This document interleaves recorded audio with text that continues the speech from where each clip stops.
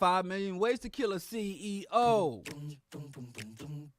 5 million ways to kill a CEO. Happy May Day, everybody. This is the BroDiallo broadcast on my most favoriteest of all holidays. I told you Earth Day was the vegan New Year, and now I'm telling you May Day is the revolutionary Labor Day. Labor Day. We started our morning. Wait, first. This is the BroDiallo show. May 1st, 2023, May Day. The revolutionary internationals, workers of the world, anarchist, socialist holiday. A day of resistance, a day of revolution. Happy May Day to all my class-conscious, proletariat, revolutionary, pan-Africanists. I am broadcasting straight out of the studios of Q4 here on the west side, Chicago, city of Chirac, state of Illinois, in the United States of America, on the over-ravaged, hyper-exploited planet Earth in the misnamed Milky Way galaxy. I am so happy you're here with me. I'm glad to be here this morning. It's still, unseasonably cold. But to me, any day that's under 80 degrees is cold. So don't go by me. You can't go by that. And of course, I had to play some of my favoritist worker, some of my favoritist labor music, labor songs.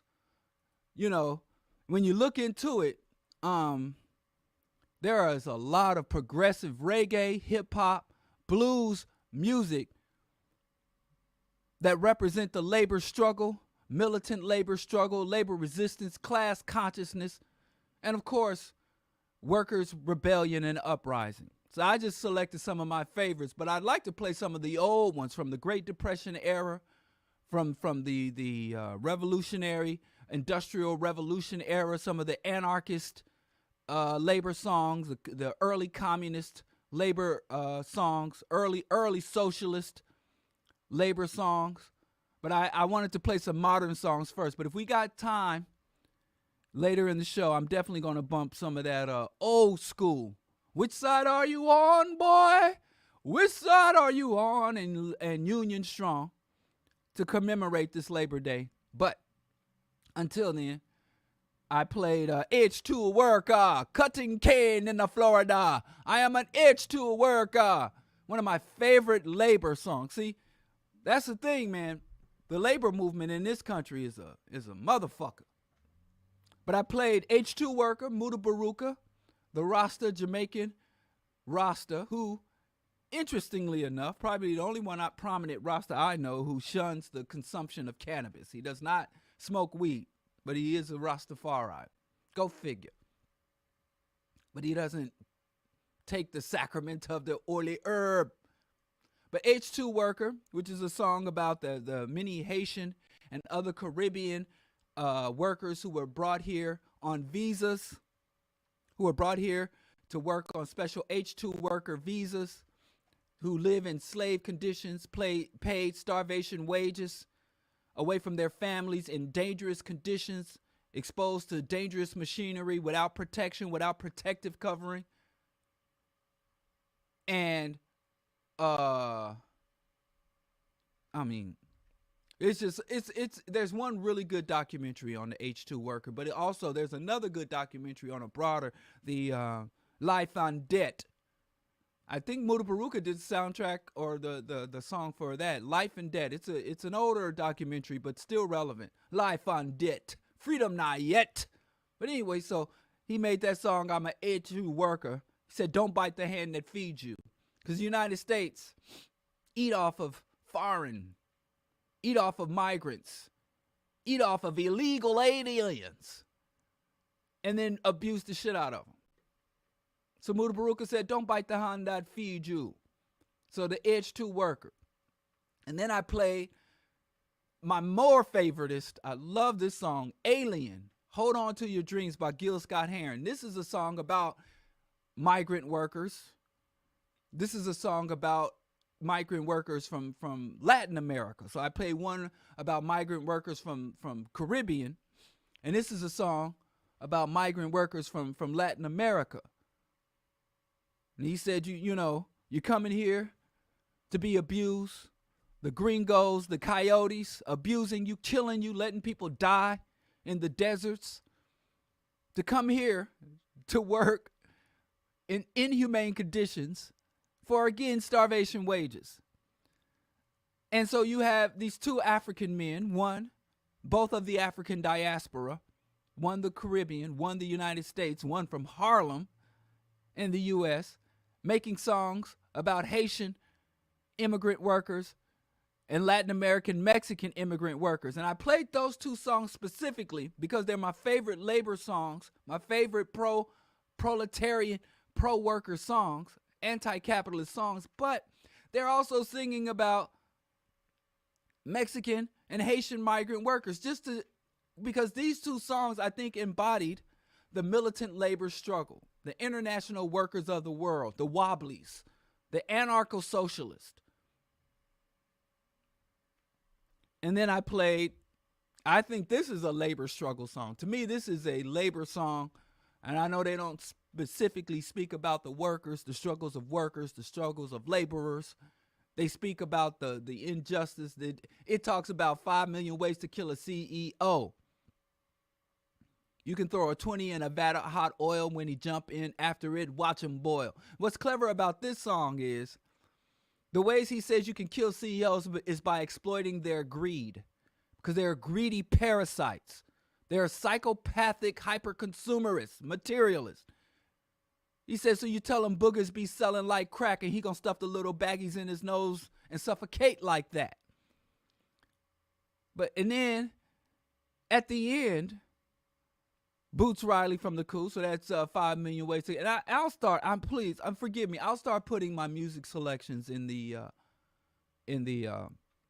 put the links to the songs in the chat or somewhere. I'll share them, because we got to start bigging up and bringing back revolutionary music, man. Gosh.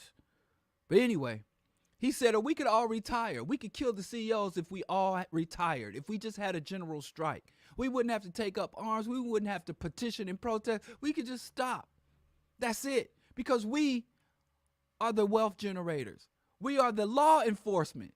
These parasites, these pigs, these King Charleses, these Jeff Bezoses, they don't do shit.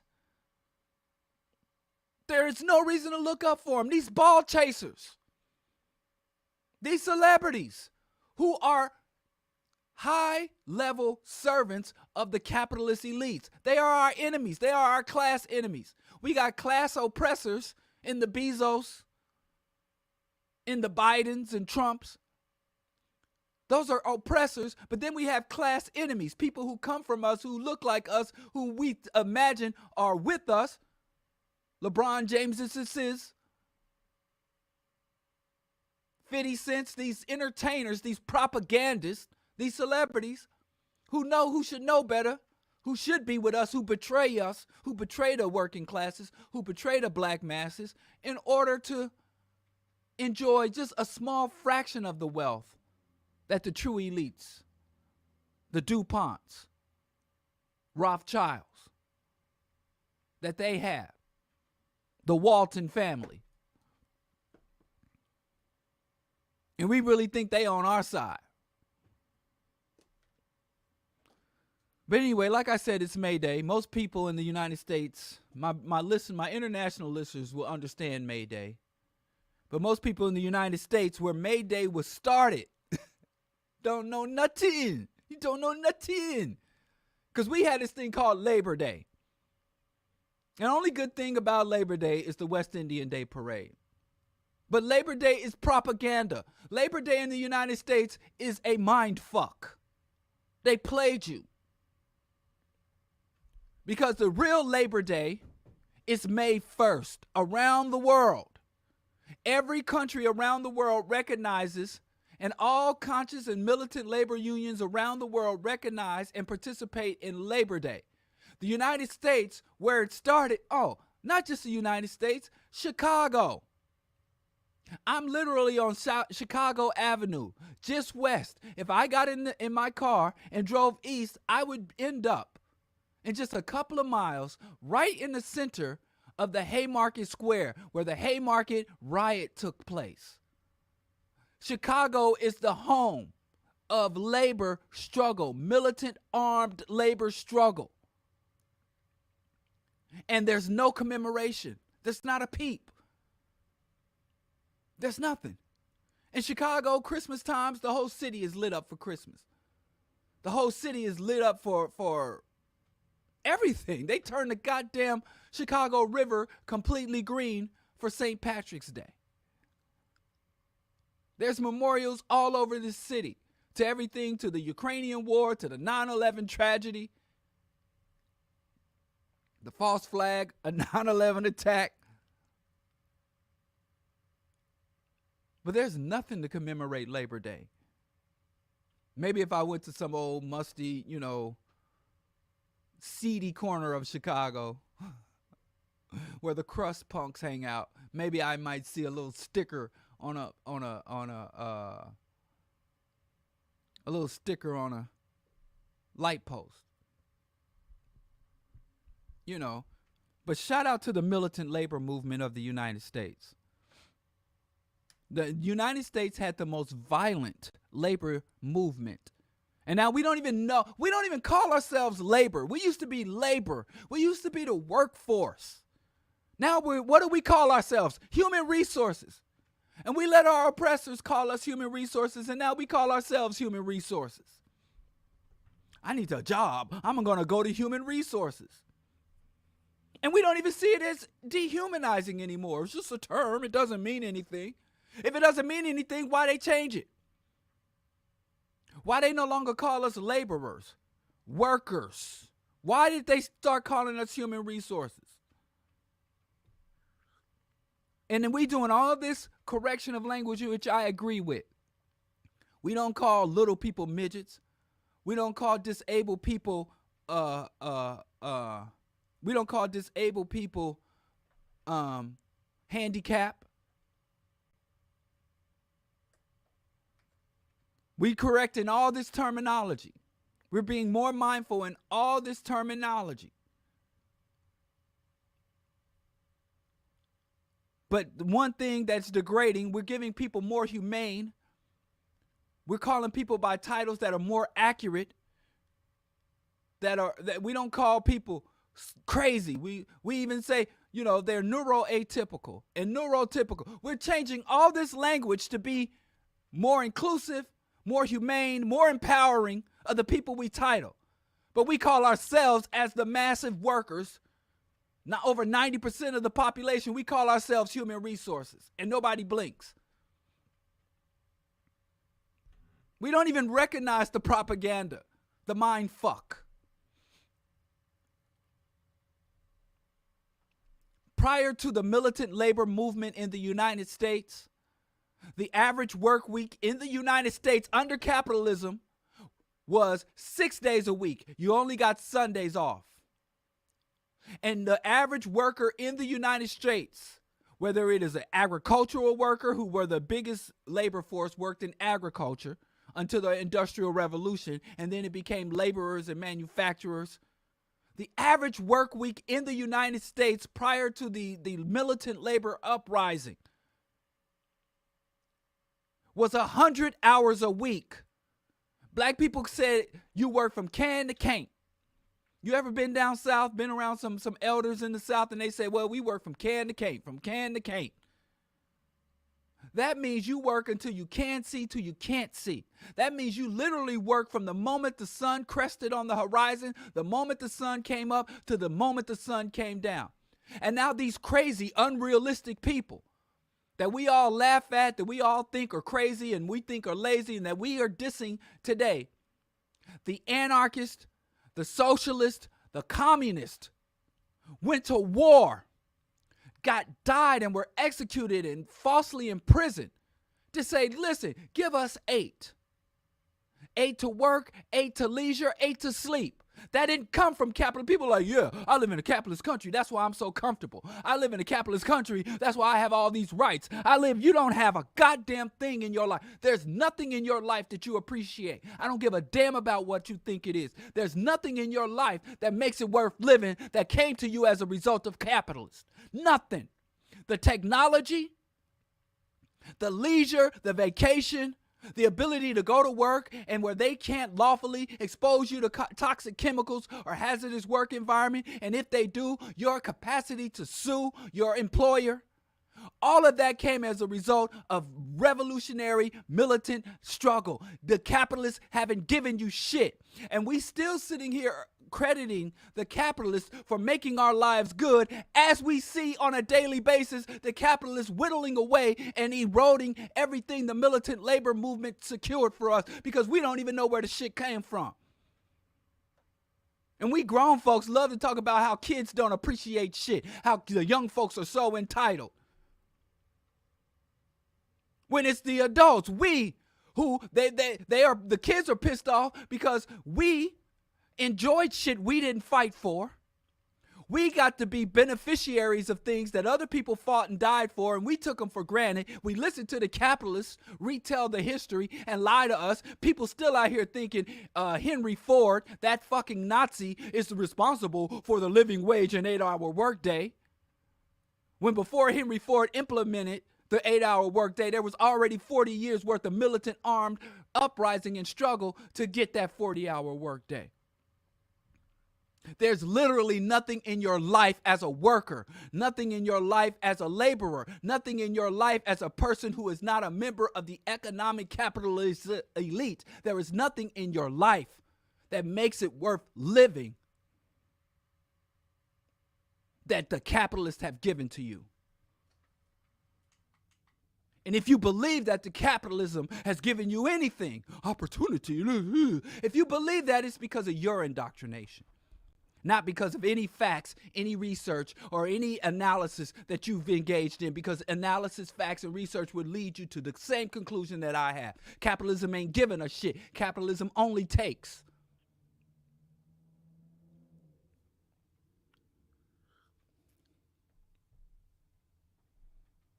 Prior to the militant labor struggle, the average worker was working 6 to 7 days a week, more than 100 hours a week, no benefits, no right to lobby, nothing. If you no right to protective gear and equipment, and if you were injured on the job, they'd literally drag you out to the front of the factory and go back in. And they didn't care because people were so starving and hungry, there'd be 100 other people showing up with hat in hand. You think capitalism is the reason America's so rich, and capitalism is why America has such a great middle class. The white middle class is a product of welfare programs, not hard work and sacrifice and entrepreneurialism. We got black people out here right now, earn your leisure. All these financial gurus telling us we can entrepreneur our way to freedom. Ice Cube writing up public policy. Fucking Ice Cube wrote a contract for Black America. This motherfucker assigned himself to go be a spokesperson for black people after getting rich off of being an anti-African propagandist, encouraging anti-social genocidal behavior within the black community. Got rich and then gonna go somewhere and write an entrepreneurial solution. When the people who imposed capitalism in us knew that they couldn't use entrepreneurialism to bring up their masses. Telling us this lie, got us gonna waste how many more generations, how many more black lives, how many more generations we gonna waste struggling over bullshit that we would lose even if we win. But more on that later in the program.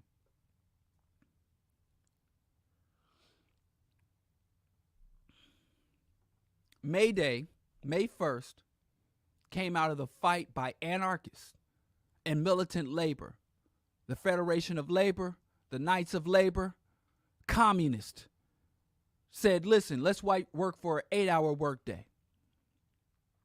And the factory owners, the owners of the means of production, the security forces, the local militia thugs, said, if you want to work an 8-hour workday, hell no. And if you try for it, we're going to kill you.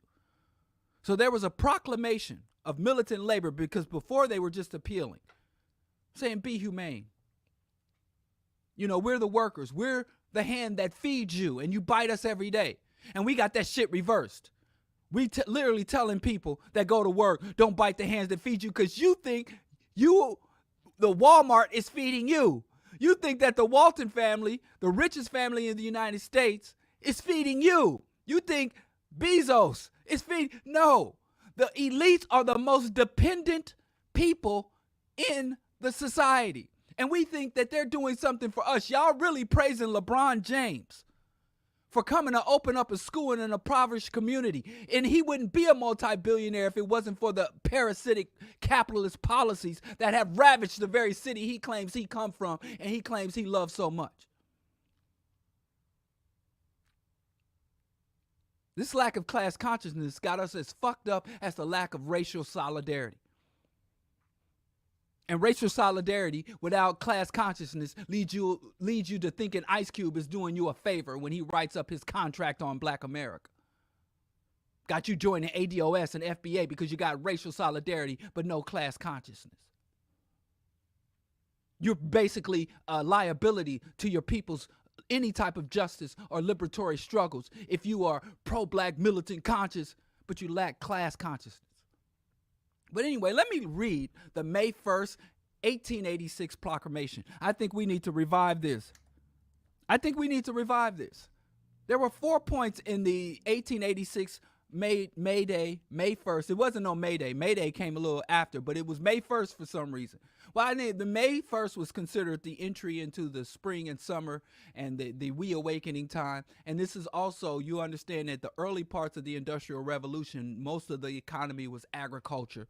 Most of the workers and laborers were agricultural workers. So May was a time where labor was really mobilized to plant and to get the harvest. I mean, prepare for the planting and the sowing and a lot of work around May 1st. So on May 1st, militant anarchists, socialists, communists, and these were all allied groups. Now, the anarchists were like compromising themselves because the anarchists didn't agree with this 8-hour workday bullshit. The anarchists literally said whether a man works, this is a direct quote, whether a man works 8 hours a day or 10 hours a day, he's still a slave. We shouldn't be asking anybody to give us shit. Because even if you say, I only want to work 8 hours, you got to you still have a boss. You still have a supervisor. You still have an owner. So the anarchist was like, man, fuck 8 hours a day. We ain't asking for shit. We giving demands. We not making requests. But the socialists and organized labor unions were like, let's take it step by step. Let's cool it down. You got to cool it now. So the anarchists were some wild boys. Shout out to the anarchists. White anarchists. And like I said, this is the 1886. Black people ain't even been off the plantation for 24 years. So black folks was just kind of watching like, now, there were some black militant laborers, but this is mostly white folks' business. Right? And white folks, and this is the thing about critical race theory. White people are like, oh, white folks don't even teach white history. White people do not teach their children their own goddamn history. And we still thinking, well, we got to teach black study, Africana studies. These crackers don't teach their own history to their own goddamn kids. They lie to themselves. What makes you think they can tell us the truth? But anyway, let me read this proclamation. I love it. So on May 1st, 1886, the Unified Labor of Militant Labor Organizations put out a proclamation, a May Day proclamation. I'm calling it the May Day proclamation. That wasn't the name of it. But they just call it the Labor or Workers Proclamation. But it was released in 1886, right? And the first of the proclamation says, war to the palace, peace to the cottage. War to the palace, peace to the cottage. Because poor people lived in the cottage. Poor people lived in cottages. The laborers, the peasants, the serfs lived in college. And the palace is where the elites live. So they say, we're going to bring war to the palace and peace to the cottage. Black people, if you really want to get your thug on, don't do thuggery in the poor communities. Don't do thuggery and antisocial behavior. Take that shit to the Gold Coast. And I see black kids doing that now. Now, when it was the George Floyd rebellion, the George Floyd uprising, it's like, why you running up and down King Drive? Ain't shit there. Black kids went up. The rebellious youth went up to the Gucci store. They went to where the good shit was and tore that shit down. And I'm telling you, I would turn on the TV here in Chicago and they were like rioting. 3 days of rioting, unrest, uprising. Oh, National Guard. Oh, Lord. And I walked out my front door on South Side in Bronzeville, Vincennes, Washington Park. I'm in the hood. Ain't a broke window. There's not even a turned over trash reciprocal. Shit was calm and nice. And all the little rebels were asleep in their beds with sugar plums. Because when the youth got up, they were uprising and rebelling and reclaiming territory. They took their asses to where all the luxury stores are. I mean, good sense. War to the palace, peace to the cottage. If you like, fuck this system, I'm not trying to be a human resource, I ain't even trying to do the 9 to 5. You got the spirit of an anarchist, but you got to have the class consciousness. So go to where the money reside. Where the money reside? In the wealthy neighborhoods. Go to where the money reside. So anyway, war to the palace, peace to the cottage, death to the luxurious idleness. So they said we're going to bring war to the palace, peace to the cottage, and death to the luxurious idleness. Man, I wish social media was around in 1886. Well, we did have media. Don't nobody read that shit. We got archives. We got documentation. And now when we see somebody in luxurious idleness, we are hashtag goals. That's why I'm trying to get like that. Instead of being disgusted. Because when you see somebody on a private jet, when you see somebody on a luxury lot in the United Arab Emirates, when you see somebody at award shows for pimps and hoes and every other hypocrite to show off their clothes, when you see that shit, you should look at it with scorn. You should look at it with hostility. You should say death to the luxurious idleness. But not only do the elites have you so goddamn trained that you don't look at the elites with scorn and hostility, the elites got you so brainwashed that you turn to other poor and working class people and admonish them for hating Floyd Mayweather. Well, you hate, get yours. You can't get yours because yours is stolen by the capitalists and put behind barbed wire fence, and then other class traders, cops, and security guards are standing there willing to kill you for showing up to reclaim your shit. So that's one. War to the palace, peace to the cottage, and death to the luxurious idleness. Number 2, the proclamation. It states, the wage system is the only cause of the world's misery. It is supported by the rich classes, and to destroy it, they must either be made to work or die.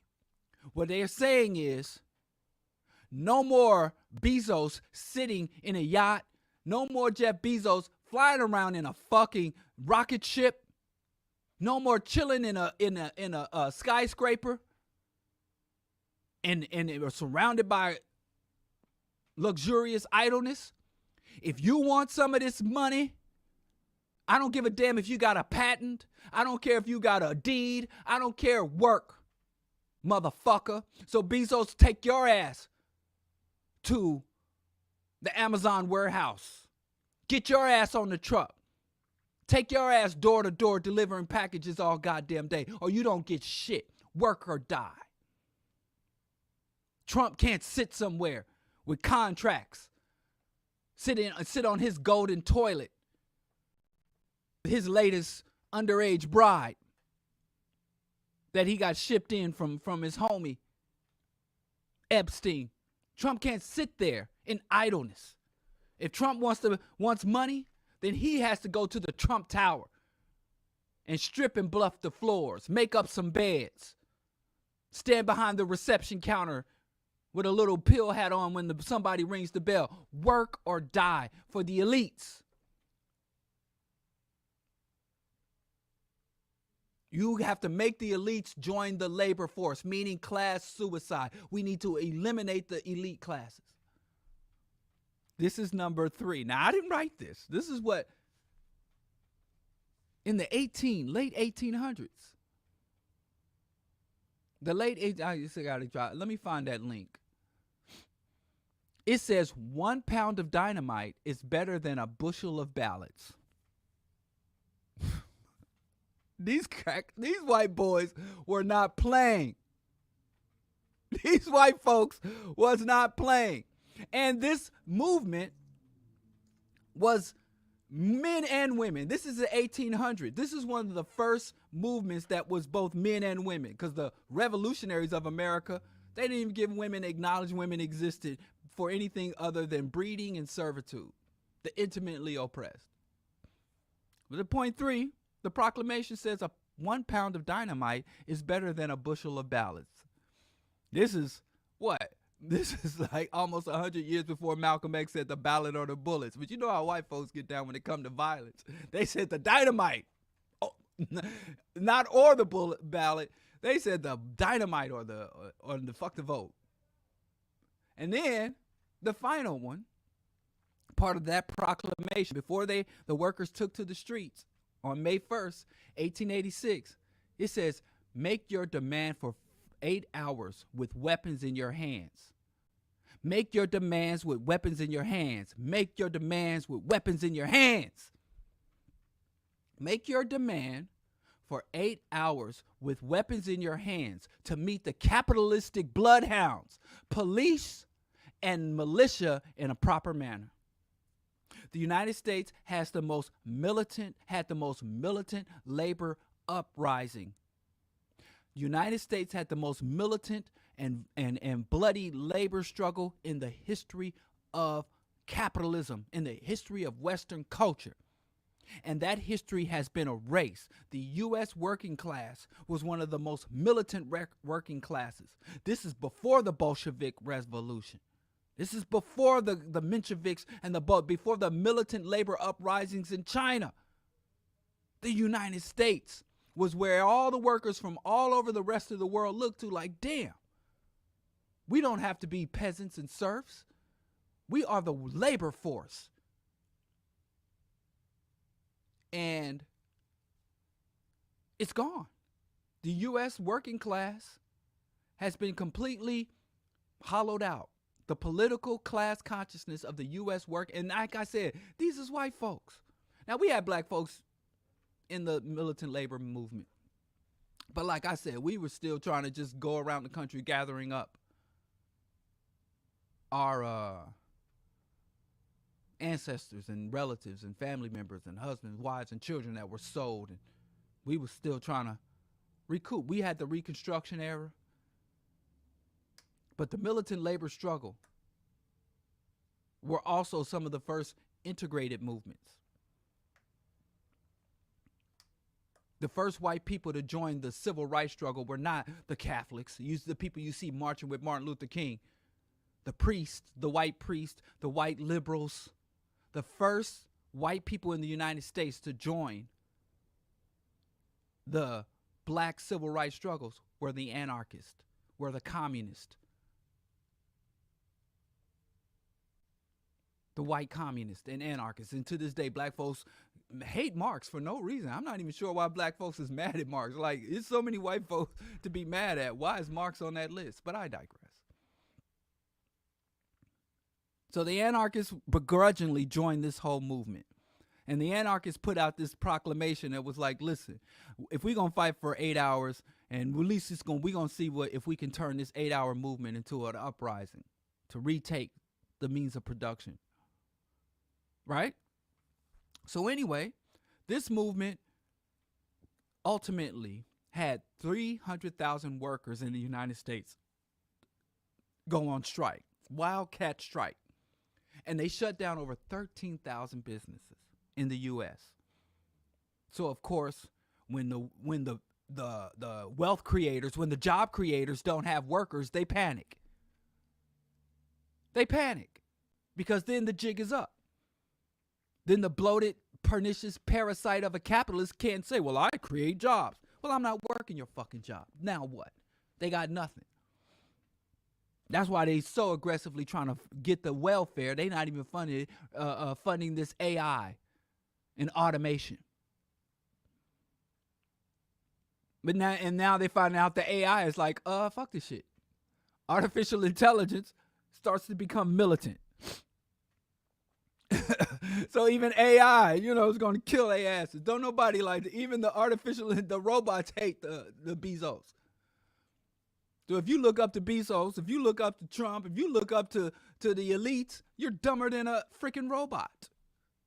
And robot literally translates to mean slave. That's literally the root, the origins of that word. Robot means slave. It's like, damn, if we can't enslave the people, we want to enslave these people unfit to rule over us. But anyway, this was a big uprising. The anarchists, the militant anarchists, like, listen, we're going to go ahead and do this 8-hour work thing. We can't get people to do what we really need to do and just be done with this shit. But let's see what we can get. And maybe if we show them solidarity on their little shit, maybe they'll show us solidarity on our big shit. So they started on May 1st. The shit was going well. It was peaceful. And on May 3rd, the owners like, well, this shit ain't subsiding. So in Chicago, they sent in the police and the Pinkerton security, privatized military. They sent in the Pinkertons. They sent in the higher thugs, the class traitors, the class enemies. Now,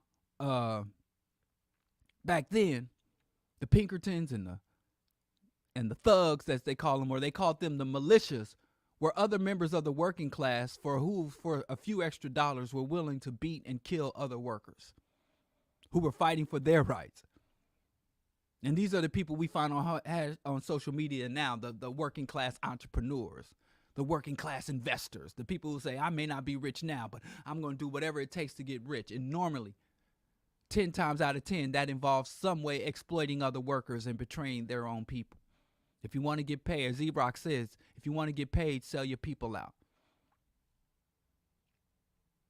Right? And so on May 3rd, they bum rushed the workers.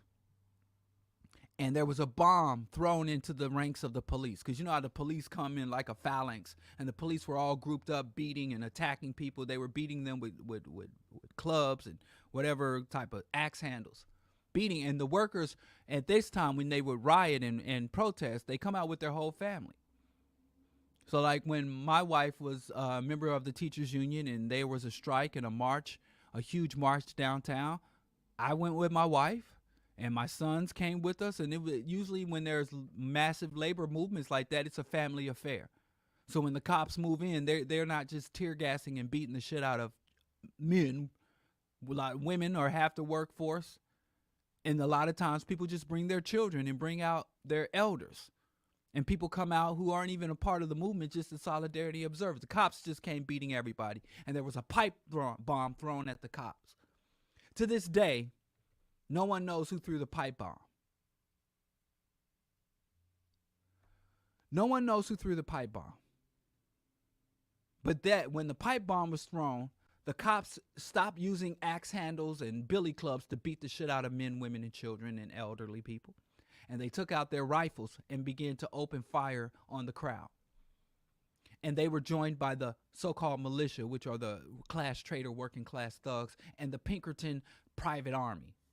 Pinkertons, which are the precursor to like the FBI, Pinkerton Detective Agency. And there are people who say it was an agent provocateur, that there was no call. There's never been any evidence that the laborers, people of course blame the anarchists because people don't understand what anarchy means. You got people who are under oppression and they're against anarchy because they don't know. They think, because all our lives, you look at anything, you look at a movie, and whenever something's in total disarray or chaos, they call it anarchy. Even if that chaos and disarray is caused by capitalism. Even if the chaos and disarray is caused by a monarch. Even if the capitalism and disarray is caused by a hierarchical structure, a rigid hierarchy, they call it anarchy. When really hierarchy is the problem. I've never heard anyone say, look at this hierarchical chaos. That's how deep, man. You can hate the oppressor all you want. But like Dale Jones and Dr. Bobby Wright would tell us every time they got an opportunity, don't underestimate your enemy. They're smart and they're good at what they do. That doesn't take away from how evil and unjust they are, but you got to keep real. Damn, they good. That's what Dale Jones would be like, damn, they good. I hate to brag, but damn, they are good at their shit. So anyway, a pipe bomb was thrown. They opened fire. And then the agencies and the administrators and the politicians at the time said, don't count the bodies. To this day, there's never been a body count. They counted every dead body in World War I. They counted every dead body in World War II. They counting bodies. White folks love doing counting. They love accounting. Like, goddamn. That's what they said made them civilized. They went to other countries and like, these people aren't writing down and calculating words. They don't write. They're savages. Now, I took a whole class with Juan Gonzalez from Democracy Now! He was a teacher at the Socialist Brooklyn College. I took a class with him that was about writing, the history of just literature and writing. Not what you wrote, but just people writing. And, and I wrote an essay in that class called Typopathic. Like, where writing drove these people crazy. But that's a whole, I can't go down that rabbit hole. Because I definitely going to get to the topic at the top of the hour. But anyway, they never counted these bodies. They even counted the bodies in Iraq. They love tallying up their atrocities. But for some reason, this particular atrocity, they know how many Africans they enslaved, how many Africans. They kept ledgers. They kept books, paperwork. And anyway, they never counted. The Pinkertons, the police have always been bastards. The police have never been good. The police have never sided with the people in any social movement. Police are some of the biggest class traitors. And it breaks my heart because my favorite uncle was a cop for 30 years. Class treason. Anyway, a bomb was thrown. Nobody knew who threw the bomb. The agency says, well, it was, of course, the anarchists. They gathered up like 8 random men. Most of the men were not even physically present at the protest. But prior to the protest, they were known anarchists, labor organizers, known socialist organizers. So they gathered up these 8 men. And then for the jury, all the jury, they didn't allow any of the workers or any of the people who were in any way connected to the movement or from the working classes to sit on the jury in the trial. The jury literally was all white men who owned land, who owned large farms, who owned factories. It was not a jury of their peers. And of course, they wouldn't even allow them to present a defense. And of these 8 men from the Haymarket Riot, they came to call it, from those 8 men, they executed, I think one got like a decade in prison or 15, 20 years. But all the other ones, they hung them. They murdered them. So they murdered a bunch of workers in the streets with their families. And then they murdered these 8 random men who were leaders of the movement. And then we got the nerve.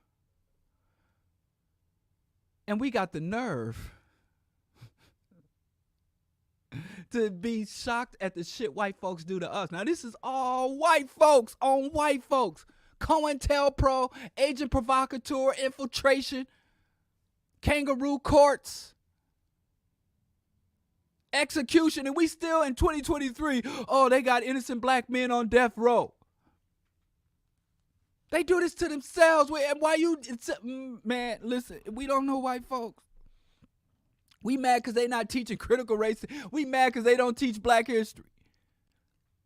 They don't teach their history. I've talked to, in my formal education, so many white educated people. I had a professor who had a PhD in history from Harvard. She didn't know who the hell Smedley Butler was. She knew next to nothing about May Day and the true origins of May Day. She said May Day is International Workers' Day. We don't celebrate that here. That's something they do in Spain and Cuba. They used to have big May Day parades in communist Russia, but that has nothing to do with America. She didn't even know this basic history, and she was a professor in a university in the city of Chicago. I go to Haymarket now, I don't see nothing. These are the type of actions that brought you the 8-hour workday. Your boss, the capitalist, the elites, Jeff Bezos, if he was allowed to, he would work you to death. And then go and get your children and work them to death. We don't owe shit to the capitalists. We don't owe them nothing. The only thing the workers owe the elites and the capitalists is extinction.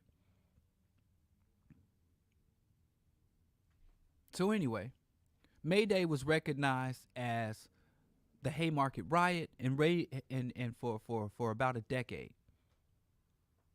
May 1st was International Workers of the World Day, was Labor Day. And then President Grover Cleveland moved Labor Day from May 1st to the first Monday in September, because he said the May Day was having negative influences. He said because the communist and other radical causes were heavily praised as martyrs and leaders in the May Day movement, they moved Labor Day to the first September, in the first Monday of every September. And that is the history of President Grover Cleveland. Labor Day exists to indoctrinate and mind fuck the laborers, to separate U.S. workers, to physically separate U.S. laborers, to turn laborers into human resources, to turn the workforce or the labor force into a resource. And so May Day comes and goes in the United States. And if you go online now, you'll see May Day celebrations across the globe. It's really sad. It's really tragic. Real talk. What do you want from me? I've only got the bird's eye view. But, one of my favorite books on that, there's a chapter here in this book. I like this book a lot. And I know it's a pedestrian book. A lot of people don't like to admit that they like this book, because it's like I said, it's a book written for non-academics. It's a history book for non-academics. It's very informally written. It's a wonderful, but the labor movement was so violent that he called it, where the camera? The Other Civil War, chapter 10. And in that chapter, he talks about the labor struggle. And he said that's the real Civil War. He said it went on longer and was as bloody. He called it a civil war when the American workers went against the American elite.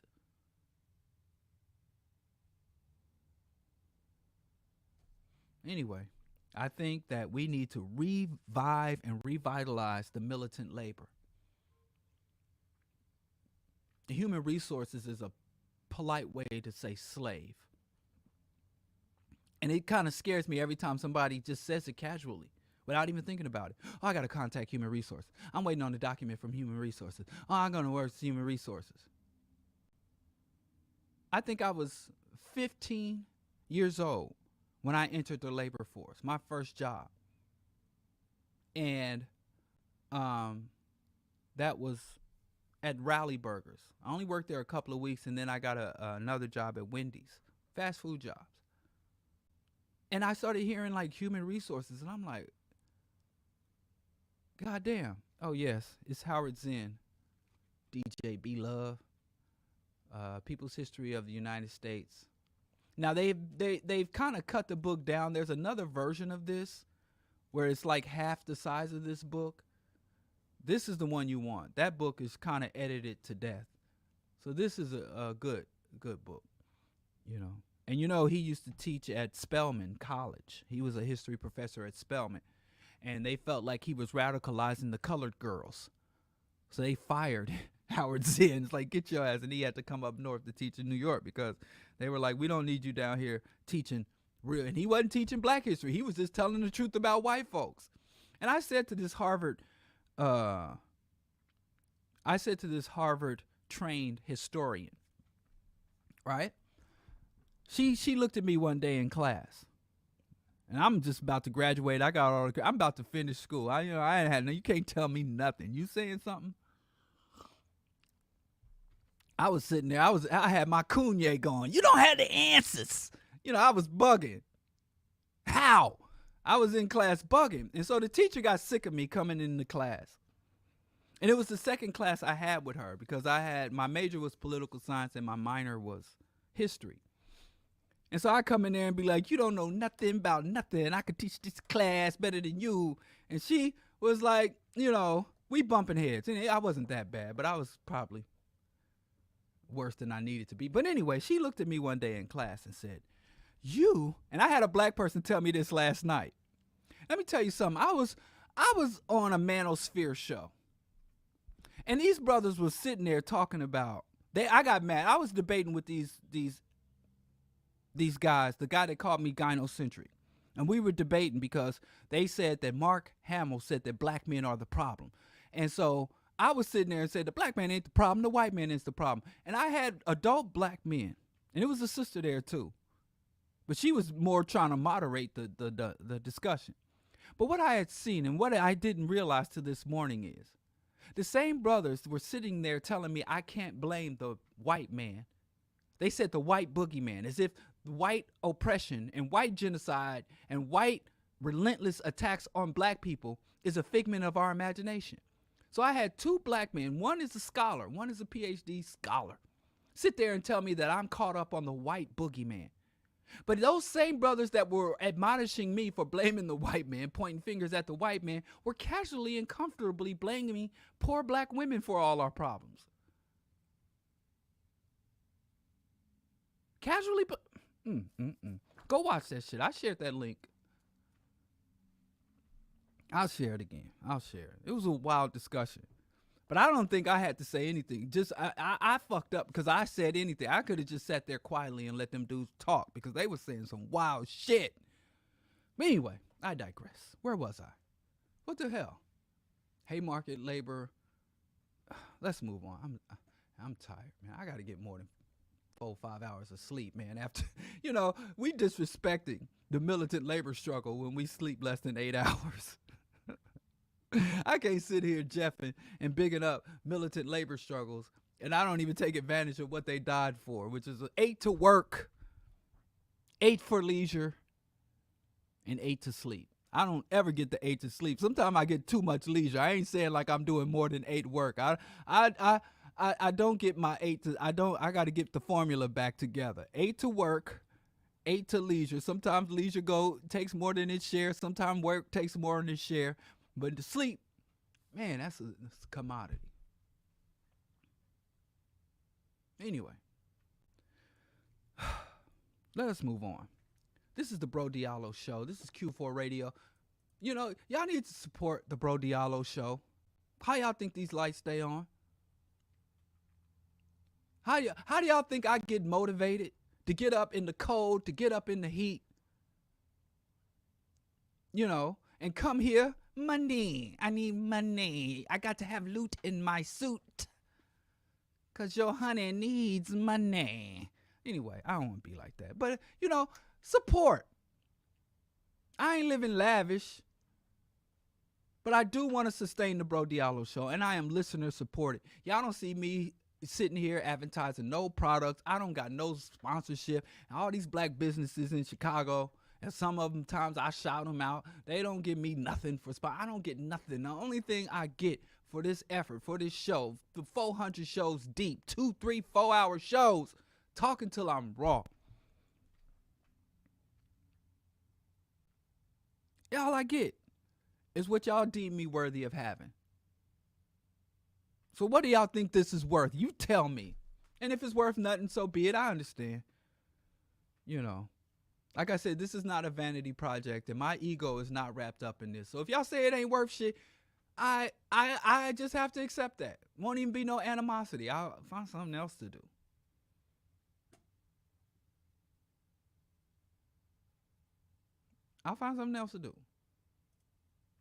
Because, man, I'm older now. I took time for granted, but now time is too expensive. All of that time is too expensive. Shout out to Dell, the Funky Homo Sapien. I've been bigging him up a lot lately. I don't even know why. I haven't listened to his music in a minute. Let me go see what he's doing now. Hieroglyphics, all of that. So anyway, today's show. Wait, I got to do the thing. This is Q4 Radio, Q4.org. Please tune in and support the Q4 Radio family. Visit our website and the various streamings and our local radio station here in the city of Chirac. And the BroDiallo show is brought to you, I talk like Snoop Doggy Dogg, by me, BroDiallo and Q4 partners. And also shout out to Black Power Media. I'm over there too. Shout out to my co-host for the Rational Radical show, Skip Coon. Shout out to my co-host on Earn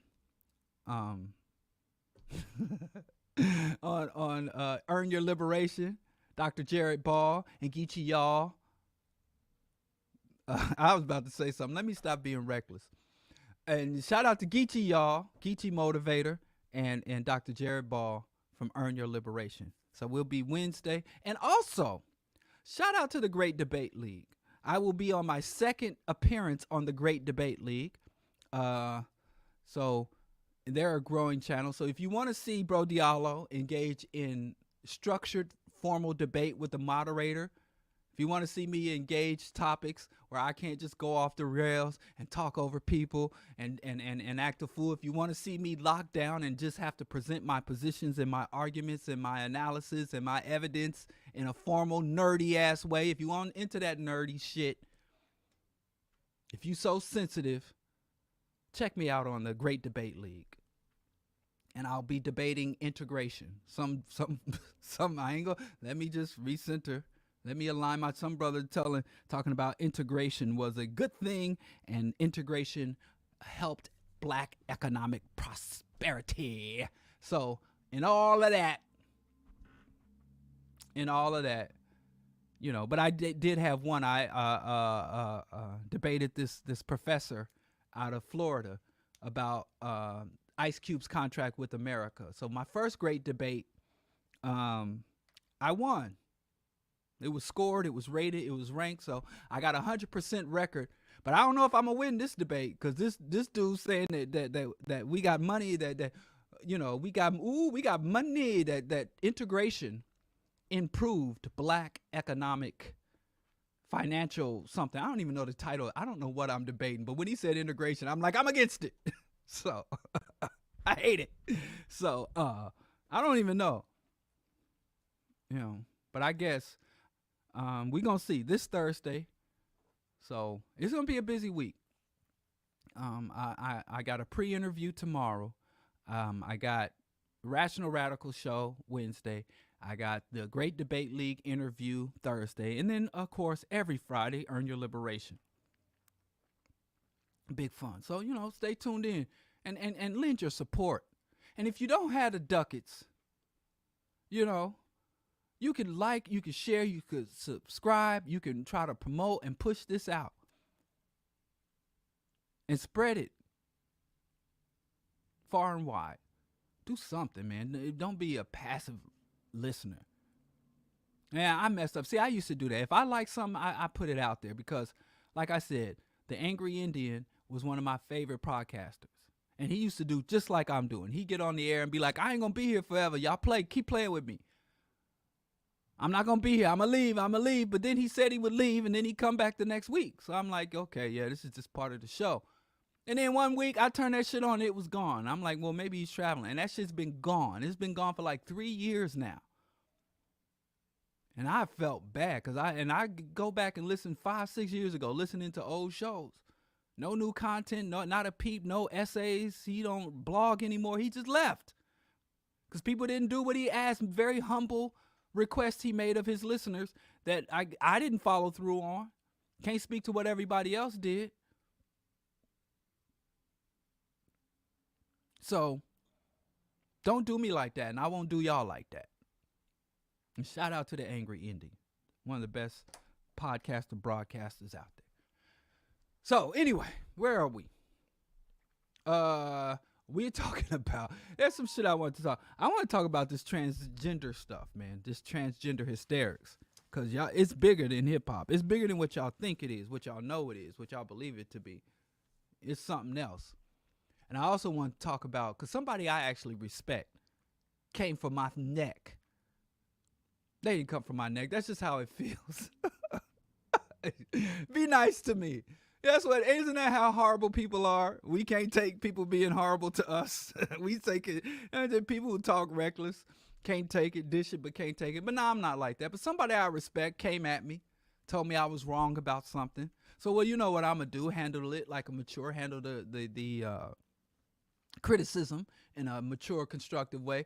That ain't how we do around here. What I did was, was going to speak to her rebuttal. I was going to rebut her rebuttal with my own rebuttal. It's going to be butts flying everywhere.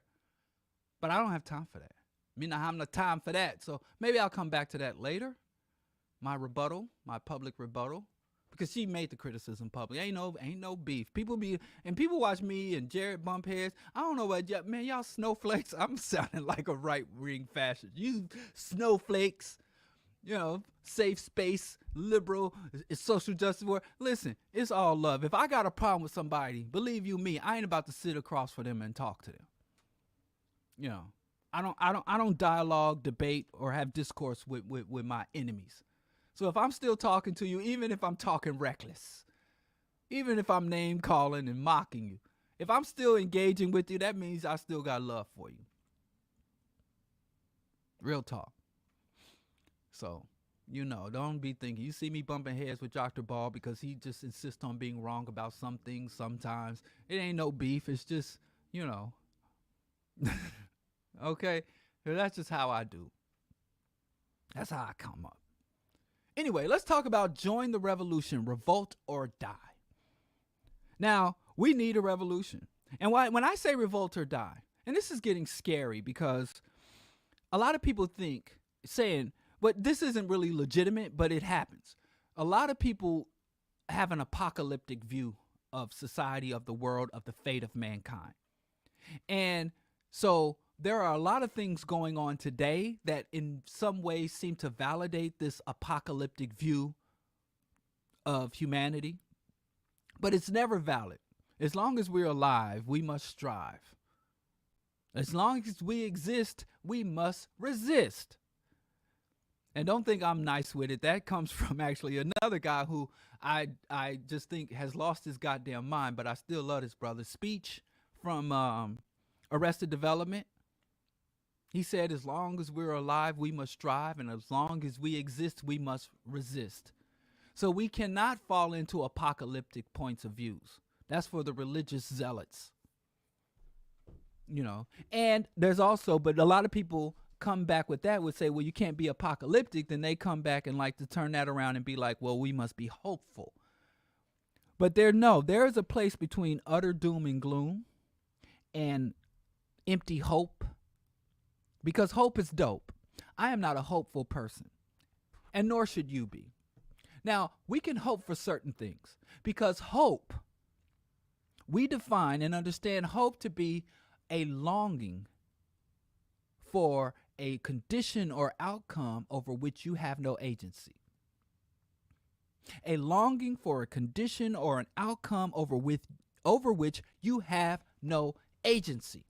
Meaning that you want something and you have no ability and you're in no position to make things happen the way you want them. So you just hope them. So I hope. There's several things. I don't say that I'm a hopeless person. Like, I'm not into ball chasing. Right? But if people who are into sports, I hope, and this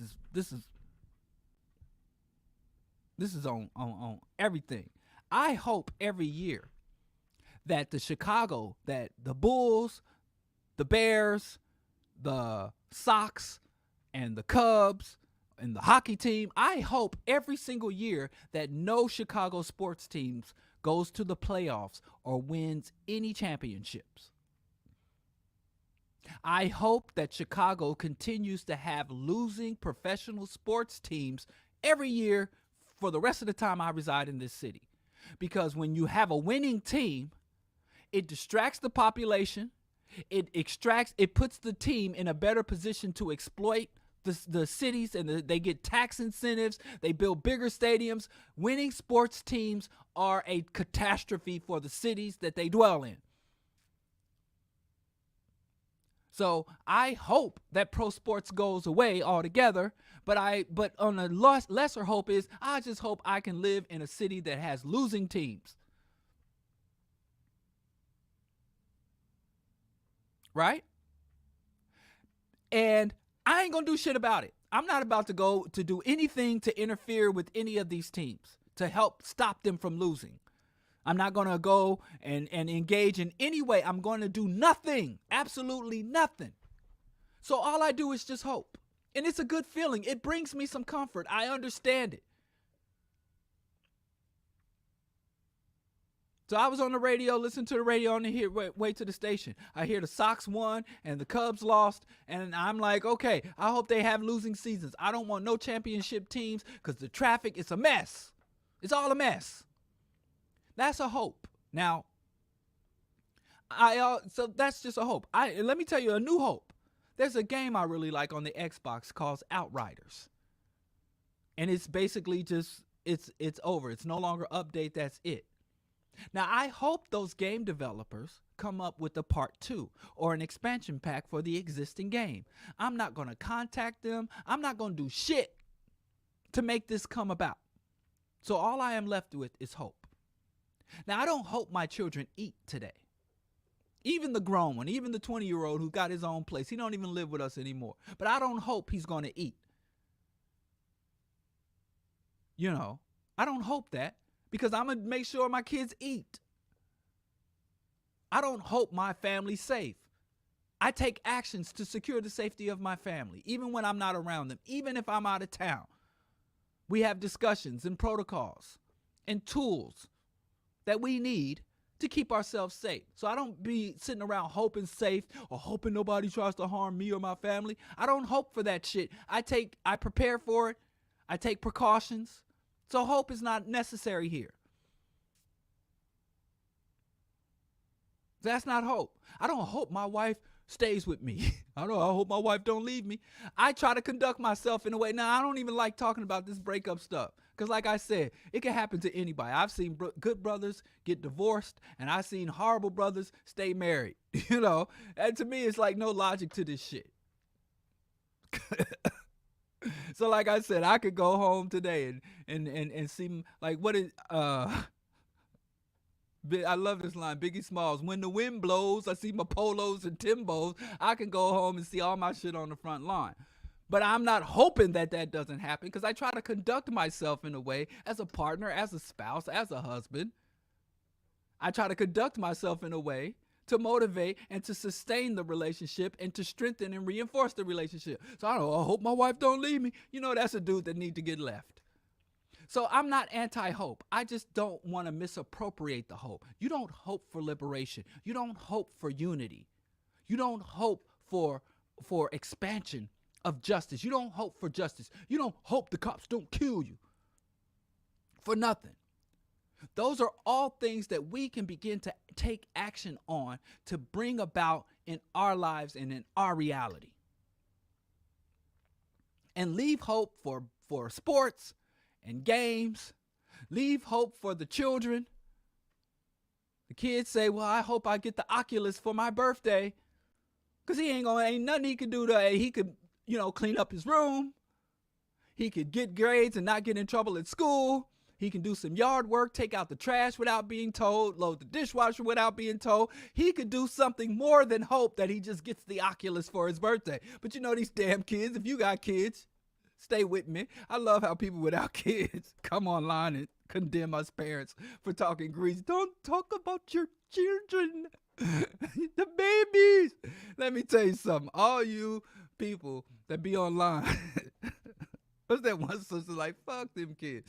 Anyway, You know your kids ain't gonna do the right if you got kids, but some of y'all got. I'd be nervous if I had them good kids. I see the kids on the internet that be graduating, getting PhDs at 14 years old and playing classical piano and the violin concertos at 5 years old. I'd be scared. I'd have to lock my door at night before I go to bed if I had one of them damn children of the corn.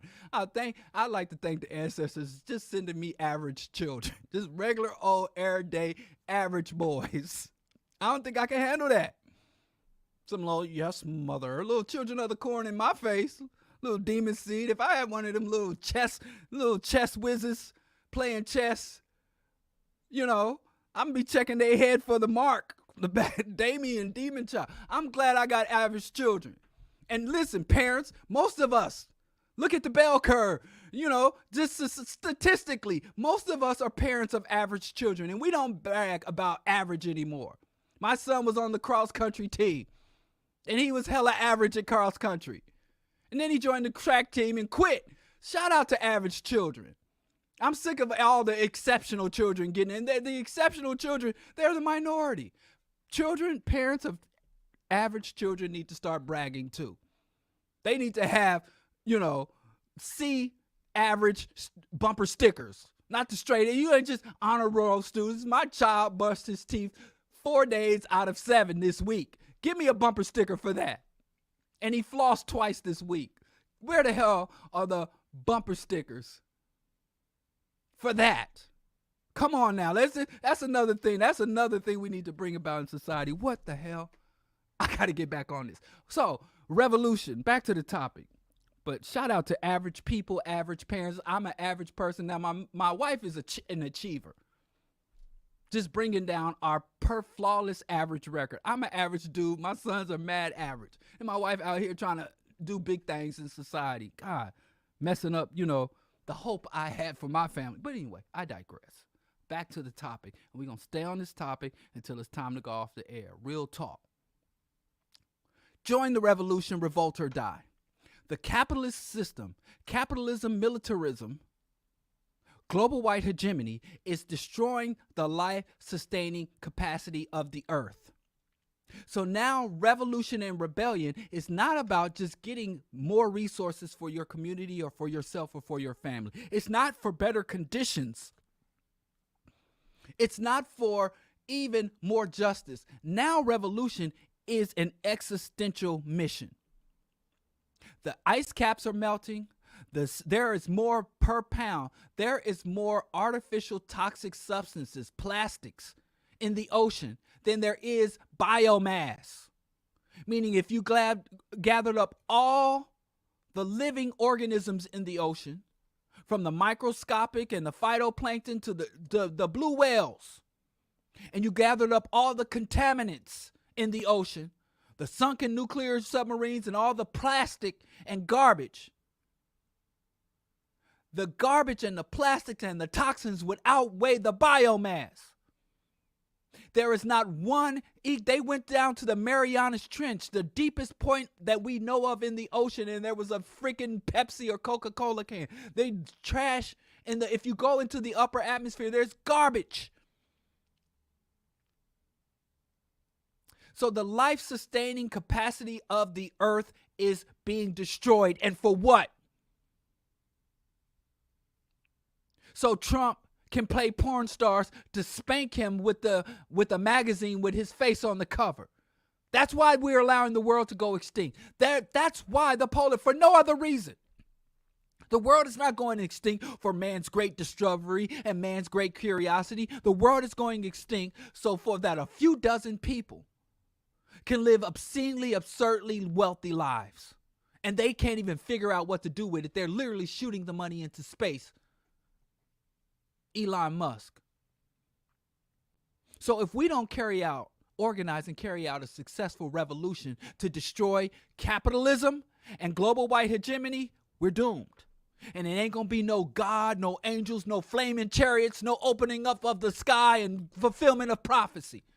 It's just a bunch of fucking greedy parasites and a bunch of cowardly, incompetent bureaucrats and a bunch of treasonous cops and soldiers are going to bring us to ultimate extinction. That's sad. I mean, if we got to go out, look, can it be alien invasion? I'd rather go out. As much as atheistic as I am, I'd rather see the Prophet Muhammad return on a flaming stallion and a flaming sword to bring justice. Even though I know I'd go to hell, I'd rather the world end. It's such a great thing than go out like this, going out like a sucker. What did NWA, what did Ice Cube say? I ain't going out like a sucker. Don't fight the power. Shoot the motherfucker. Now, I'm not calling for violence. And the only reason I don't call for violence is because of the lack of radical revolutionary analysis and culture. Whenever the guns come out, how come it's other working class people shooting other working class people in all these conflicts? I remember there was some billionaire in Florida, some parasitic wealthy man got stabbed in California, and everybody got up in arms. And I'm like, man, F that MF. Right? And everybody's like, oh, what is this world coming to? A rich man died. I'm like, that's, I can't say it. I'm on the air. A wealthy man gets stabbed up in the streets. And then they started saying, oh, this is about a shame. And then they found out he was stabbed by another rich man. So even better. So we don't have to risk a poor or working class person even have to go to jail. Let them cannibalize each other. But I digress.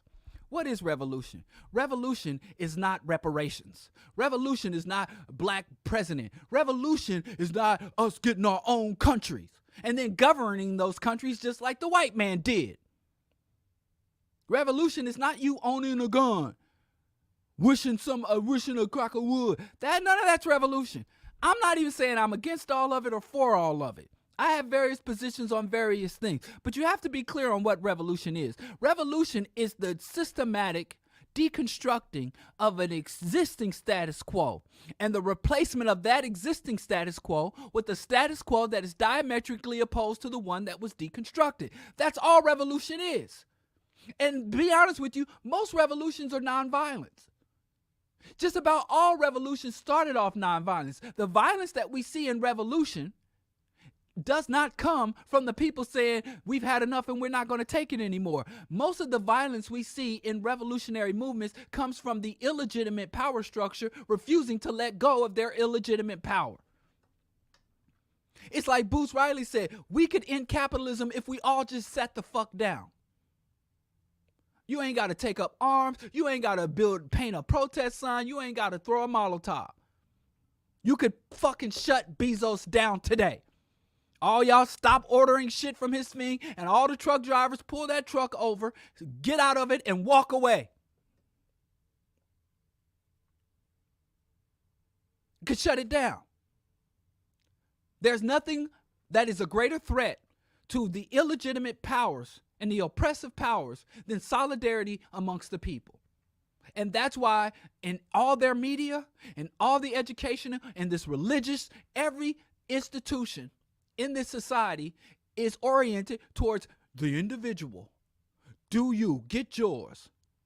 Distrust. Oh, there's crime around every corner. You can't trust anybody. Arm yourself, but don't arm yourself for revolution. Arm yourself so if somebody break in your car, if somebody come to steal your flat screen TV that you ain't dust behind in years, you ain't even got to get a gun to protect your TV. Somebody take it off the wall, they're going to asphyxiate from all the dust.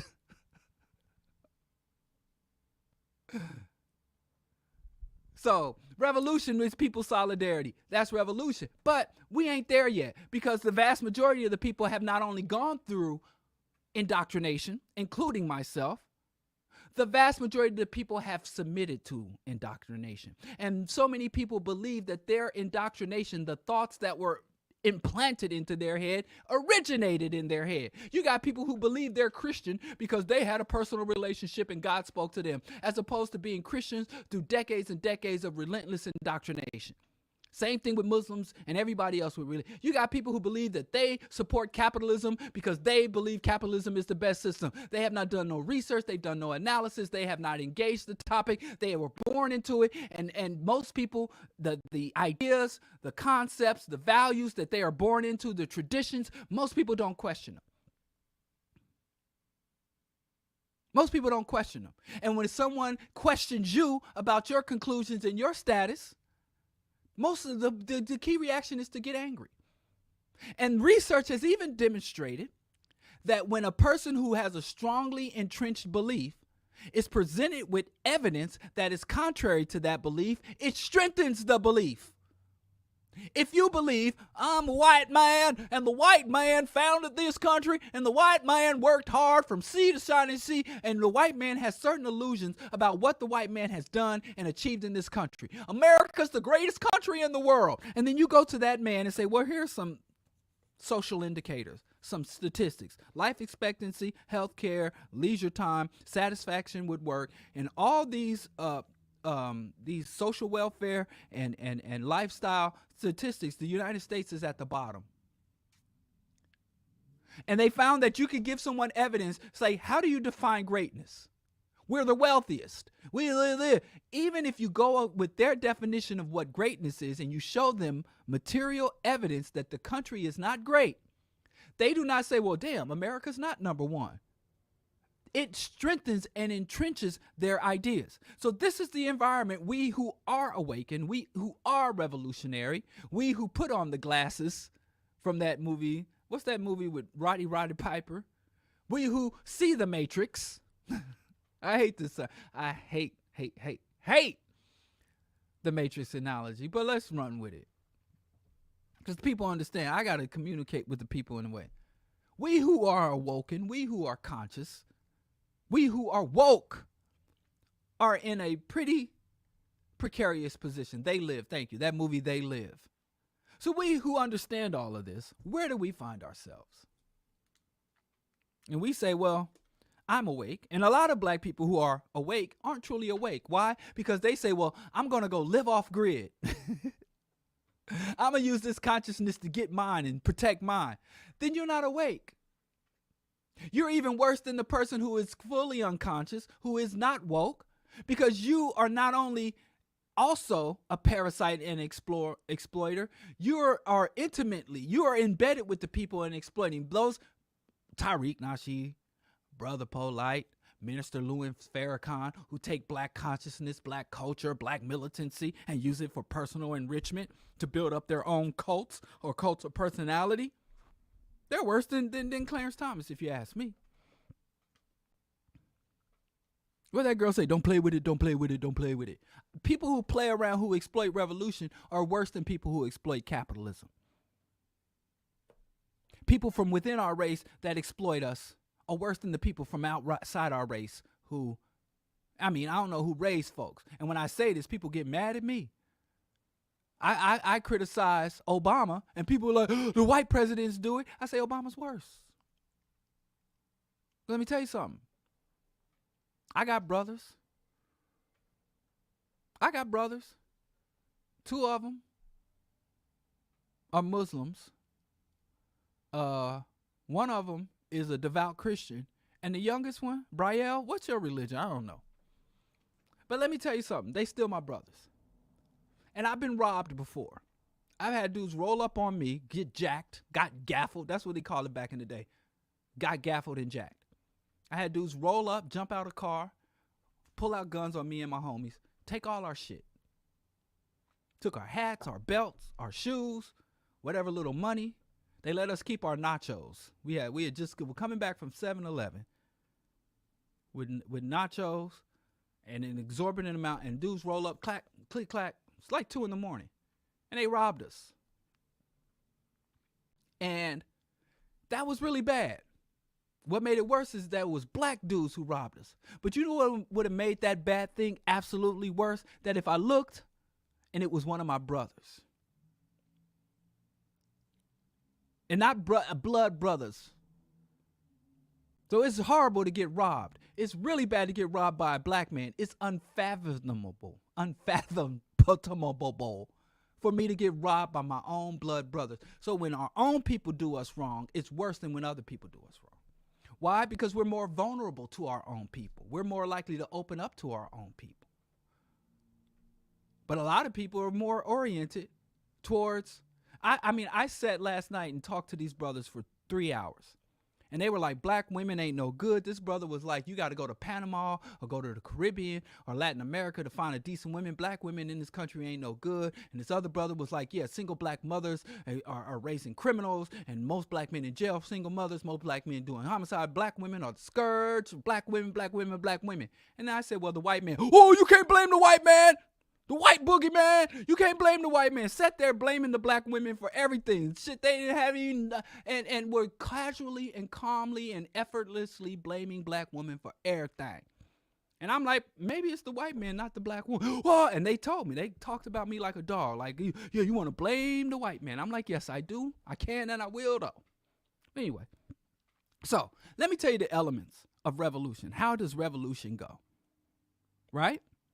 Well, first, you have to determine what is revolution. Most of the things people are calling revolution. You getting your degree, you buying your first home, you opening a successful business and successful entrepreneurship. None of that shit is revolution. I told you what revolution is. And when people call things that ain't revolutionary, revolution, we should call them on that, because revolution is absolutely necessary. And misappropriation of the term is harming us. It's harming us. Right? So the first thing that stops you from misinterpreting or misunderstanding revolution is ideology. Ideology is the root. Revolution is an intellectual endeavor.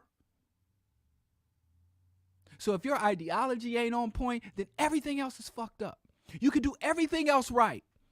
You can organize properly. You can get all the resources you need. Material resources, weapons. You can take over territory. You can recruit people and have people willing to stand and die for the cause. You can you can do everything right. But if the ideology at the root of your effort is off, it's all for naught. You can end up creating worse conditions than the ones you escape. So ideology is all. And even if you pick the right ideology, here's the trouble with ideology.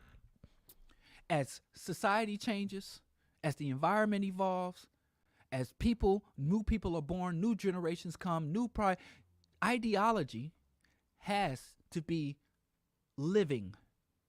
It has to be a living organism. I went and joined this organization back in the day called Universal. I had just returned to Kansas City from New York, and I left the organization that I was working with there. They didn't have an active Kansas City chapter, so when I got to Kansas City, I said I'm going to have to find an organization or start an organization, because revolutionaries have to be within organization. That's just how we do. Right? So there was an organization called Universal, red, black, and green. So I went to the first meeting and the second meeting, and I found out that this organization, Universal, was short for the United Negro Universal Improvement Association. They were literally trying to do a verbatim, line by line, step by step reproduction of the Marcus Garvey movement. These were Garveyites. And I don't mean that they went and joined the existing UNIA. They were trying to form an independent chapter of UNIA. And they would take Garvey's writings and Garvey's methods and Garvey's teachings and Garvey's goals and ambitions and replicate them to a T. And whenever you would suggest something or bring up something in the universal meetings, if it didn't align with this 100-year-old book, they would immediately dismiss it. And that's not how ideology works. Can you imagine? Like, the ideology of the United States is white supremacy. I don't like using that term, but for the sake of this discussion, that's the ideology. Can you imagine if the white people today, if Joe Biden, who is a white supremacist, tried to practice the identical methods and techniques and rhetoric of George Washington or Thomas Jefferson? Or even if he tried, let's be more modern, because that was the 1700s. Look at Woodrow Wilson. Imagine if Biden tried to govern the same way Nixon did. So the reason why white supremacy has been able to be sustained even though it is the most illegitimate form of governance and domination in the world, clocks are off. God damn it. Listen, Q4 techs, Q4 staff, come fix these clocks. People think I'm recenter. Where I need a gong. Somebody hit a chime. Somebody light up some sage on my behalf. Send me some. Somebody send me some positive vibrations. Anyway, I'm looking at this thing like, God damn, I got all the time in the world. Anyway, so imagine if the white supremacists of 2023 were trying to employ the same methods, rhetoric, techniques, blah, blah, blah, as the white supremacists of 1923, or even 1980, or even 2000.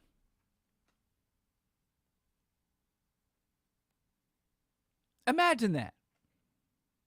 Imagine that. So the one reason it's sustained is because it evolves.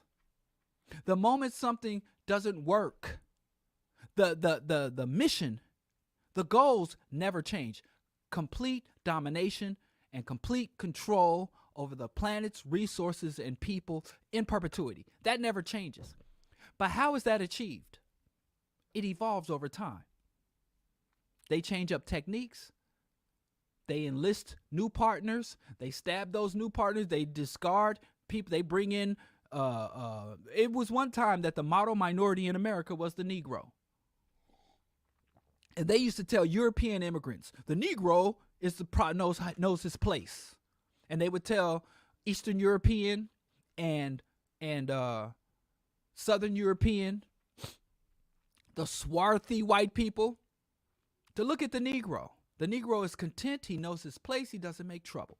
There was one time that black people were the model minority, and we see how that played out. There was one time when Asian people were the model minority. They value education. And then the Asian people getting punched in the face, China virus, and the white folks turned on them when they were no longer used. There was a time when Latinos were the model minority. There were times when Latinos were the model minority, and they would be like, yeah, you know, strong family values, good Christian people. And we know how that turned out.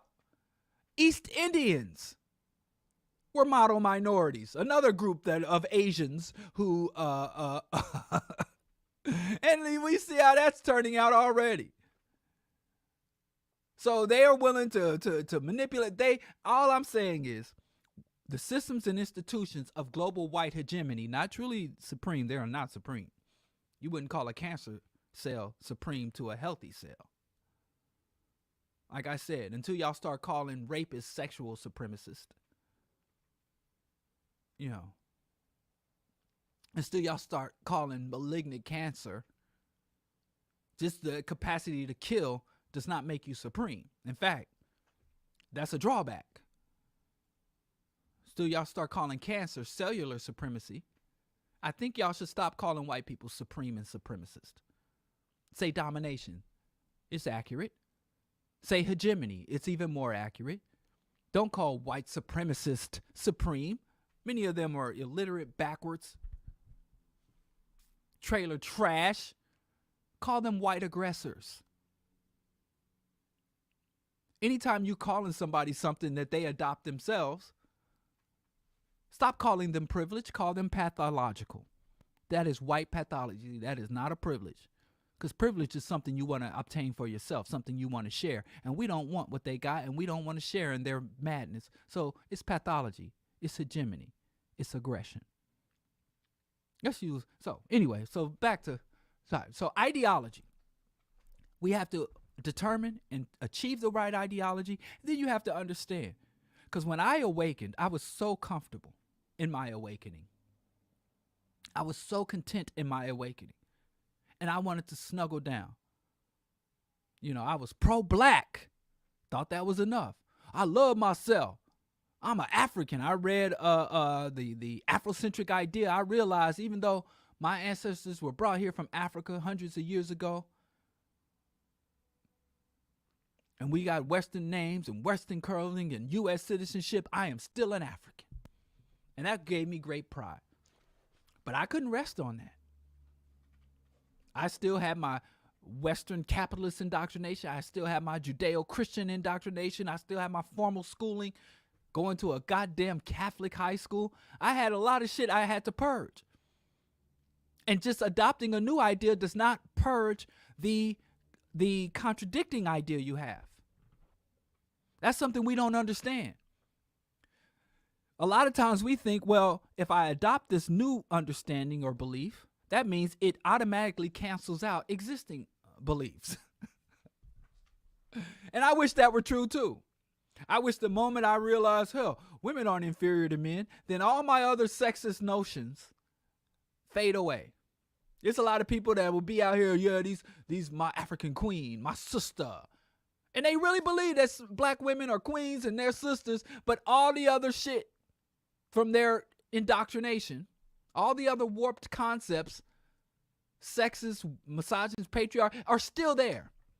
Adopting a new idea does not cancel out the old idea. That's why you'll find people everywhere that where they say they're full of contradiction. And we have to what? Raise the contradiction, bring it to the surface. You know, most Christians I know are repulsed by most of the edicts and the dogmas and the teachings of Christianity. I'm a Christian, but I love everybody. That's not Christian. Christianity, show me. Jesus didn't even say that. I'm a Christian, but I ain't condemning nobody to hell. I'm a Christian, but I believe people should be able to do what they want to do. So that's two contradictory ideas. Christianity does not allow people to do what they want to do. I'm a Muslim, and Islam means peace. You got black people walking around here. Muslims are committing atrocities across the African continent, committing atrocities and setting up some of the most regressive, reactionary governing systems in UAE, Kuwait, Saudi Arabia. How can you believe Islam is peace and know anything about Muslims? How can you believe Christianity is a religion of love and know anything about Christianity? And don't get me started on Judaism and their ongoing Zionist genocide in it. So once you get the right ideology, that's just the start. That's your start. That's the foundation for revolution. But that seed, I often see, it dies in the soil. It never sprouts. I know brothers, I've been in this movement since I was 14 years old. I've been actively engaged in activism, revolution, rebelling, organizing since I was 14 years old.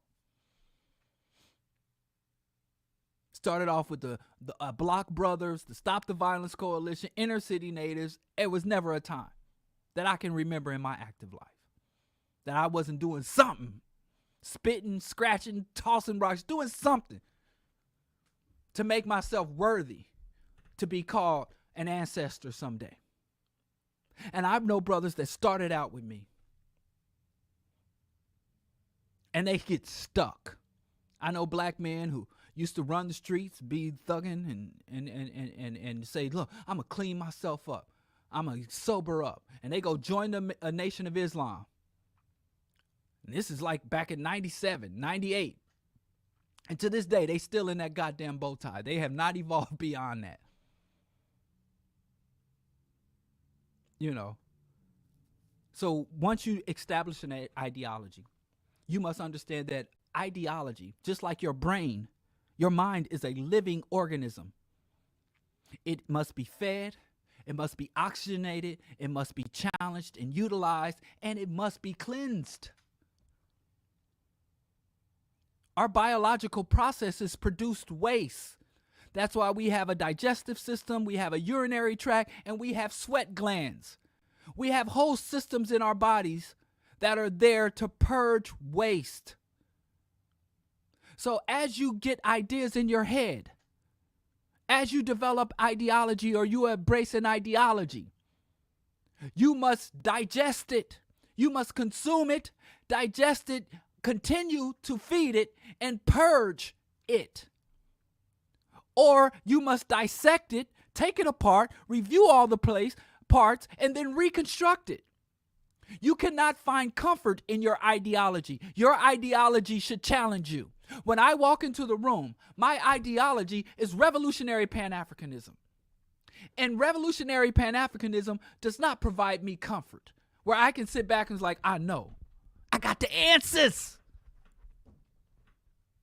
What revolutionary Pan-Africanism is to me is a ideology and agenda, but it provides a map. It informs me. It doesn't inform me just on some grand scale revolution. It informs my day-to-day interactions. So therefore, I am always challenged. People always say to me, if you don't believe something, why you don't believe in God, why are you always talking about religion? These are people who get an idea, who get an ideology, and they just rest on it. And what does anything you can take the most pure, pristine mountain water from a mountain spring and you set it somewhere. And what happens? Sitting, resting water becomes stagnant. When they tell you, survivalists, you got to find a flowing spring. If you see a spring where the water's running over the stones, that water is picking up minerals and is constantly replenishing and refreshing.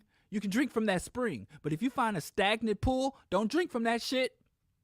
Your mind is the same way. Your ideas are the same way. If you are Pan-Africanist, so you want to get somewhere. You know, a river runs, you go from a higher elevation to a lower elevation. And it runs a certain path. Sometimes it overflows the bank. Sometimes it contracts. But the general direction is understood. And you put a dam that obstructs the flows, and it often redirects the flow. Or your mind becomes a stagnant pond. I know so many people. I've been around for so long. I know so many people with so many ideologies, and they have not expanded. They have not purged. They just get the ideas. That's when you become dogmatic. You become rigid, and you become reactionary. And you are no longer a revolutionary, even though you militant, even though you love your people, even though you want to bring down the system, even though you hate the white devils or whatever you think. If you are not being adaptable, if you are not willing to scrutinize your ideology as aggressively as you scrutinize shit you oppose, you're in trouble. Ideology, the thing that came to save you, can harm you. The thing that came to liberate you can bind you. So ideology is the first thing you have to struggle with. And a lot of times you might pick an ideology that is not revolutionary, and you can no longer call yourself revolutionary. You can no longer call yourself revolutionary if you pick an ideology that is not revolutionary. So you have to have a revolutionary ideology. That means an ideology that challenges the status quo, an anti-capitalist, anti-white hegemony, anti-patriarchy, anti-racist. You have to adopt an ideology that diametrically opposes the status quo. But then you have to say, well, if it's against all this, what is it for? Being against white supremacy is not enough. Being against capitalism is not enough. What are you for? I got people out here saying, yeah, they know there's the left and the right. You're not leftist or rightist. What the fuck are you? And nobody ever answers that for me. Because when I tell people I am a leftist, I am a far radical leftist. I oppose the right wing. And they were like, it's the same thing. There's the left, right wing of the same bird. And I'm like, how does that work ideologically? Explain it to me. Because if you got something better that's more revolutionary than being leftist ideology, a leftist outlook, leftist analysis, if you got something that's more hardcore than that, give it to me. Lay it on me. So ideology is step one. And that is an ongoing process. But I think I've beat that to death. Step two, number two, in this order, then comes organization. Okay, look, we're going to have to speak. I'm just running it down. And then organization. You have to be a member of an organization, or you need to be developing an organization, reforming. You have to organize. You can't do revolution. Ain't no such thing as a personal revolution. Ain't no such thing as an individual revolution. Ain't no such thing as an isolated revolution. And I have to tell you, ADOS Negroes, ain't no such thing as a Black American revolution. Revolutions have to meet the challenge. If you're facing a regional threat or regional oppression, then you can have a regional revolution. If you are under national oppression, then you can have yourself a cozy little national revolution. But this is a global system. This is what Che Guevara tried to tell Fidel Castro. It ain't enough to liberate Cuba. If you liberate Cuba, you're going to be under siege from all corners. We need uprisings. That's why he went to Bolivia. That's why he went to the Congo. He said we need worldwide revolution for a global system of oppression. We waited too goddamn long to unseat the capitalists and the white hegemons. We could have strangled this baby in its crib, but this baby has grown up and spread across the globe. We are under global white domination, and there is no regional freedom to be had under a global system. So we need a global system of liberation. The anarchists understood. That's where they parted with the labor unions. The laborers say, well, we just want good working conditions within our companies, or we want labor laws in our country. He was like, no, you need international workers. You need a global union. The capitalists don't just stay in one country, in one city, in one factory. The capitalists are everywhere. So labor must be united everywhere. Africans are oppressed across the globe. So Africans need global revolution. If you are not global, and now they got black people anti-globalists, the globalists, listening to these right-wing reactionary. They think globalism is a bad word because white folks do it. So the only way to truly be revolutionary is to organize on a global scale, because the oppression is on a global scale, and the revolution must be on the scale equal to or greater than the oppression it faces. And then comes execution. Execution is, how do I carry out? What does my organization do? I have the proper ideology. I have the proper organization. What is the execution look like? That's it. Ideology, organize, execute. Ideology, organization, execution. After those three steps, then you have to constantly evaluate. Once you reach those stages, evaluation, ongoing evaluation, then you regroup. Because as you go out, there's going to be a lot of external and internal disruption and pushback. So you'd be in a constant state of regrouping, reevaluating, and then you re-engage, and then you repeat relentlessly. So let's go down this list. I wish I had more time to go into detail, but I spent a bit too much time on ideology, but that's the most important part. That's the first thing you need to find out. Anytime you tell me what your interests are, who you be with, what are your interests? What are your goals? What methods do you intend to exercise to achieve those goals? What tools and instruments do you intend to employ or deploy in achieving those interests? What is the timeline? And then you say, well, okay, we did everything you said do in the way you said to do it. What was the outcome? Where are we now? We've been doing this a year, 5 years, a decade. We've been at this. Has there been any changes in the local community, in the global community? What bonds have we made? What enemies have we jacked? We evaluate. Do we have new resources? We might have started off with 1,000 people and we're down to a dozen. Now we have to regroup. We don't give up, but we have to regroup. We have to reorient. We have to retool. We have to reprioritize. And then we get back to work. And then you repeat. Revolution is a process. It's not an event. Revolution is not one day we've had enough and we all take to the streets. That is not revolution. That is a rebellion. That is an uprising, but that is a component of revolution. A valid and necessary component of revolution, but that unto and in itself is not revolution. Revolution is a process. It is not an event. Say it with me. Revolution is a process. It is not an event. And at this stage of human development, revolution, in though it still encompasses justice, it still encompasses freedom, at this point, revolution is an existential necessity. It's revolt or die at this point. This is the BroDiallo Show. Thank you for tuning in. I'm going to leave a little early because I want to play some more Labor Day music. I want to play some more labor tracks. So before we go, because I want to play worker song. So I'm going to start with You Don't Work, You Don't Eat by WC and the Mad Circle. If you don't have a copy of that album, you're playing yourself. Dub C and the Mad Circle, shout out to Coolio. That is some real progressive conscious hip-hop. Ain't a damn thing changed. And I want to go back in the day, play a little Billy Bragg, a little Pete Seeger, Pie in the Sky, Which Side Are You On? There's Power in the Union. There's a lot of really good labor song. We need to reinvigorate and embrace militant labor. You need to be a militant laborer.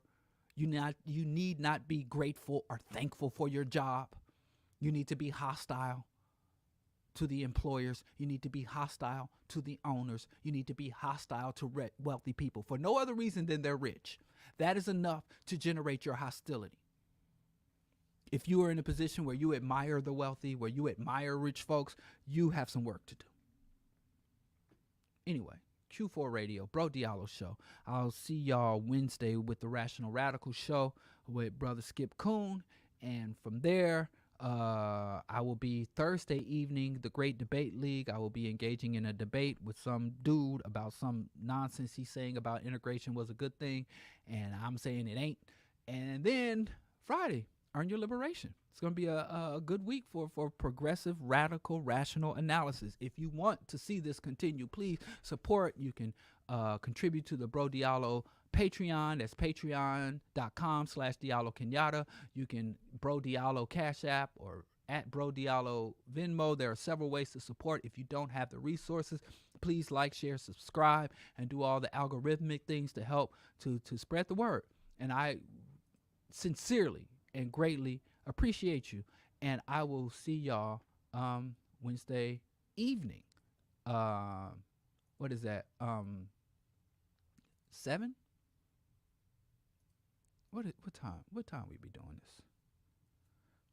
this? 7 p.m. Central Time. The Rational Radical Show with Skip Coon and BroDiallo, the theocrat and the atheist together. See, to show you that somebody who has a sincere love of Christ and somebody who has a disdain for religion, we can both come together and dialogue and build and advocate for liberation. Oh, that's wrong. Let's go to There's Power in the Union. Let's go old school. Pete Seeger, There's Power in the Union. Let's hear that instead of You Don't Work, You Don't Eat. Anyway, till next time. Peace.